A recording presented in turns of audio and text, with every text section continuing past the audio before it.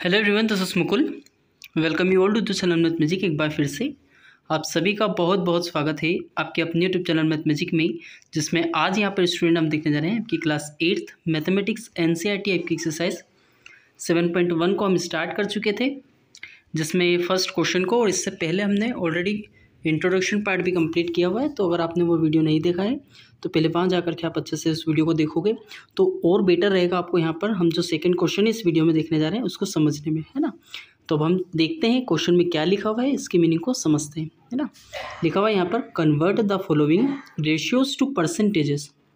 मतलब आपको यहाँ पे रेशियो को परसेंटेजेस में कन्वर्ट करना है ना। जो रेशियो आपको दिए हुए रहेंगे इनको आपको परसेंटेज में चेंज करना है।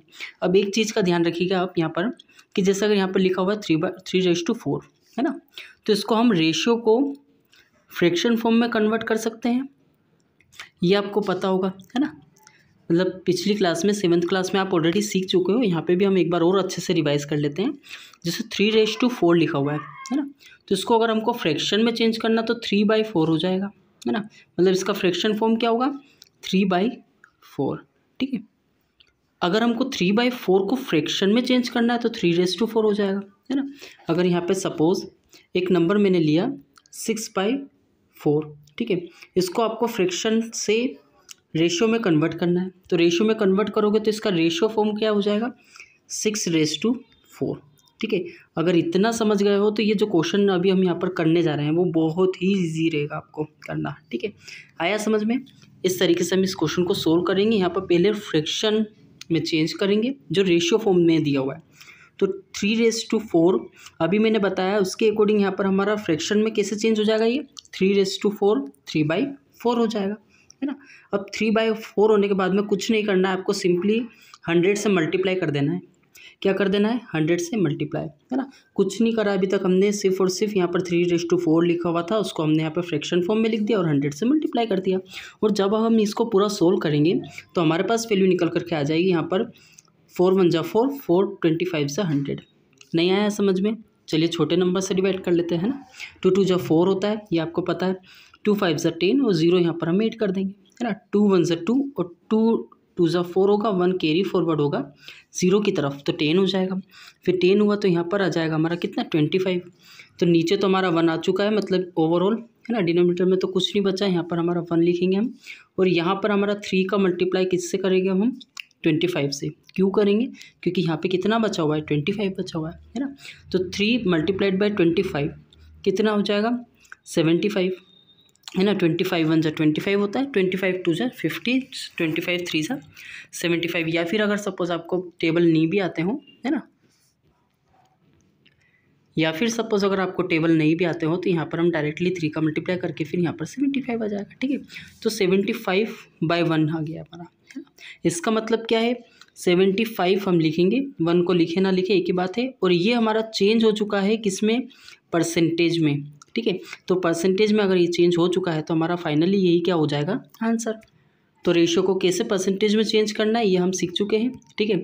अब आप इसको भी समझ सकते हो कैसे हम करेंगे। 2/3 लिखेंगे, इसको पहले फ्रैक्शन फॉर्म में लिखना होगा और फिर इसको मल्टीप्लाई करना होगा हमें किससे, 100 से।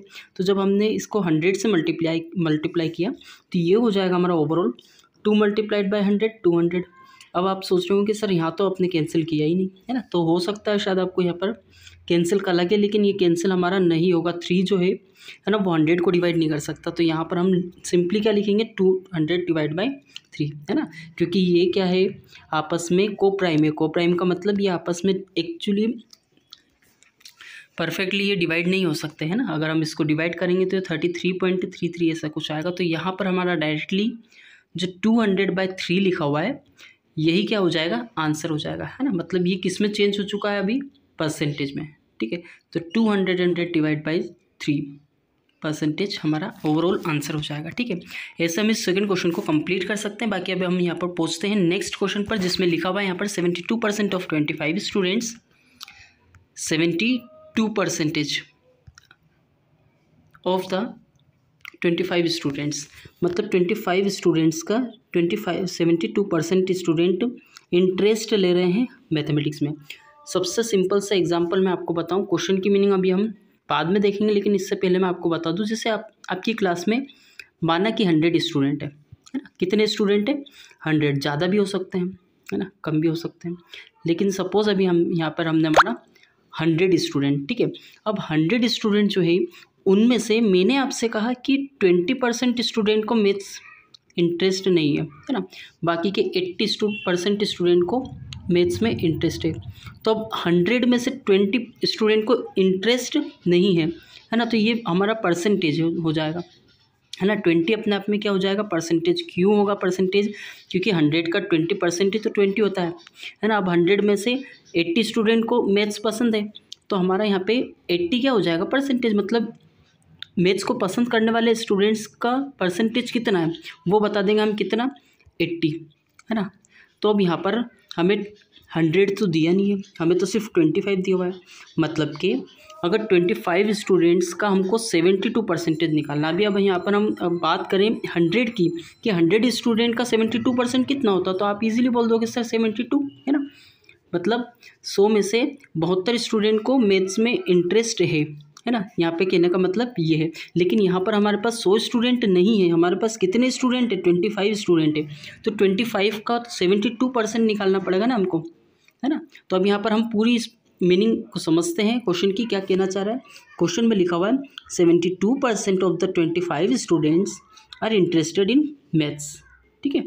मैथ्स में 25 में से 72% स्टूडेंट को मैथ्स पसंद है ना। आपकी क्लास में सपोज कि मे बी, है ना, 25 स्टूडेंट में से 72% स्टूडेंट को क्या पसंद है? मैथ्स पसंद है।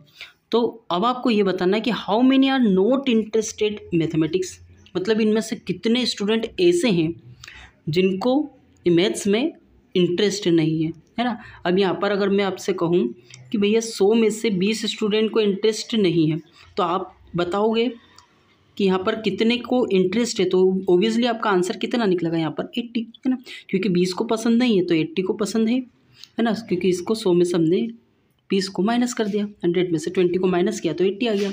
इसी तरीके से यहाँ पर 72% को इंटरेस्ट है, तो आप मुझे ये बताइए कि 72% को इंटरेस्ट है तो बचा हुआ कितना? 28, है ना। 28% स्टूडेंट को क्या है यहाँ पर?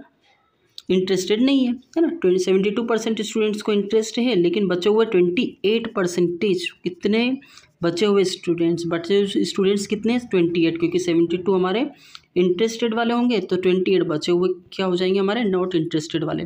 तो 28% हमको फाइंड आउट करना है। किस नंबर का फाइंड आउट करना है? 25 स्टूडेंट्स का। आया समझ में? वही सेम कंसेप्ट है।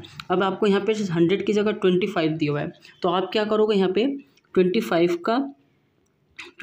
का यहाँ पे हमें किन नंबर, यहाँ पे हमें किन की क्वांटिटी बताना है? How many are not interested. Not interested कितने हैं यहाँ पर? 72 माइनस कर देंगे, मतलब 28, मतलब 25 का 28% हमको यहाँ पे निकालना है। इसको निकालने के लिए हम क्या करते हैं? 28 का मल्टीप्लाई करते हैं और डिवाइड बाय 100। मतलब ये है कि जैसे अगर हमको 50 का 5% निकालना है, कितना निकालना है? 5%, है ना। तो 5% निकालने के लिए हम यहाँ पे कितने का मल्टीप्लाई करेंगे? 5 का, और डिवाइड कितने से करेंगे? 100 से, है ना। 100 का डिवाइड तो यहाँ पर हमारा श्योर है वो फॉर्मूले में ही रहता है ना। इसका जो डिजिट है, हमारी जो वैल्यू है 100, वो चेंज नहीं होगी कि हमें 50 से डिवाइड करना है कि 20 से। 100 से तो आपको हमेशा डिवाइड करना ही है। ये 5 चेंज हो सकता है। ये कब चेंज होगा? जब आपका 5% नहीं दिया हुआ, 10% दिया होगा, तो 10% निकलेंगे, है ना। तो 25 का 28% निकालेंगे, तो यहाँ पर ओवरऑल हमारे पास निकल करके आ जाएगा 25 8। अब मैं डायरेक्टली कर रहा हूँ क्योंकि टेबल मुझे थोड़ा पता है ना, तो आप देख लेना। मतलब इसको डायरेक्टली ना मल्टीप्लाई करो, है ना, ऐसे ऐसे करो तो भी वो आप कर सकते हो। बाकी मैं इसको 25 8 जा कितना होगा? 25 4 जा होगा हमारा 100, 25 8 जा हमारा 200 होगा, तो 0 लिखेंगे।